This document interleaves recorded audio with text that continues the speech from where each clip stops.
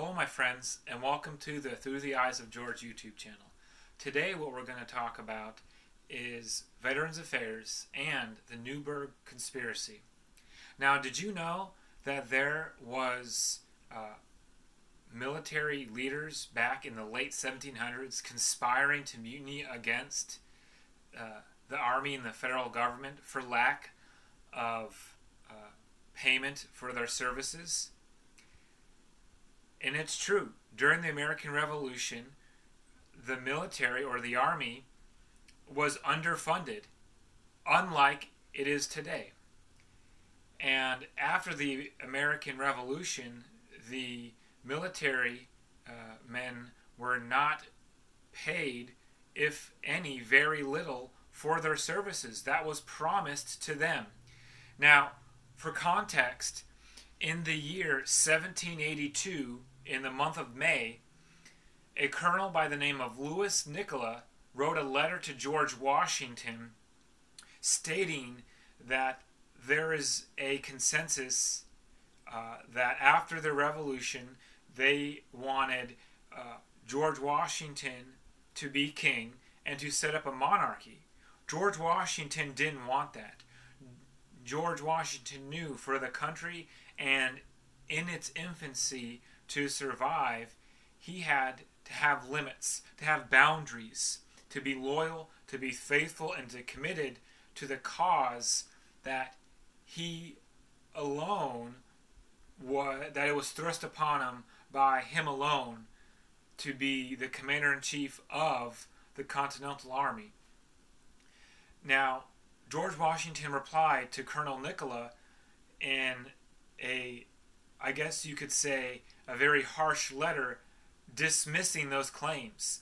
And you see George's faithfulness to the country in setting boundaries and in setting the tone of term limits. George Washington would be very ashamed of Franklin Delano Roosevelt and his grab for power to have a fourth term in office. Now, FDR did what he thought was right in a time of war during World War II. I understand that. But how many presidents since and before FDR have gone to war and we have had presidential elections and midterm elections?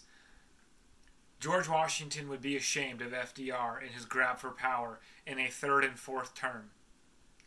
Look at George Washington's life. Look how he lived in setting boundaries and knowing when it's time to walk away. Now, furthermore, in the 1780s, on March 15th, an event that became known as the Newburgh Conspiracy in the city of New York, George Washington met with military leaders at the Temple of Honor. And George Washington made a speech talking about how he had grown gray and tired in his service for his country. People could visibly see how much physically and mentally he had given to his country. He wasn't the strapping, young, strong man he was when he was a surveyor, when he was a young man. He put everything he got, the sacrifice of his family, of his marriage, and of his dreams and passions, that of his longing to be at Mount Vernon, to his country. If it weren't for George Washington giving that speech and the love of those military men for their commander-in-chief, we very well might have had two separate countries. We might have had a civil war before the 1860s.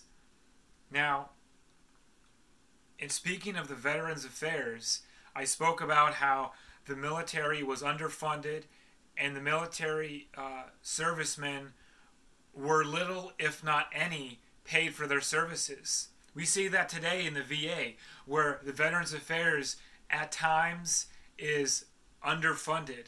Why is the military funded in billions and billions of dollars, and Veterans Affairs, they get lots of money as well? Why do veterans come home at times and are sometimes mentally unstable? I cannot answer those questions. But George Washington would want to find an answer to those questions, and he would want results. He would not kick the can down the road, as people say, and wait for the next president or the next Congress to deal with it. He would want nothing more than the people that protect this country to get services rendered to them or money rendered to them for their duty and their sacrifice. If it weren't for George Washington, like I said, we very well might not have had a country during the Newburgh Conspiracy in the year of 1783. Thank you for watching this video. Looking forward to talking with you soon. Please click the notification bell if you like this video, or give it a thumbs up.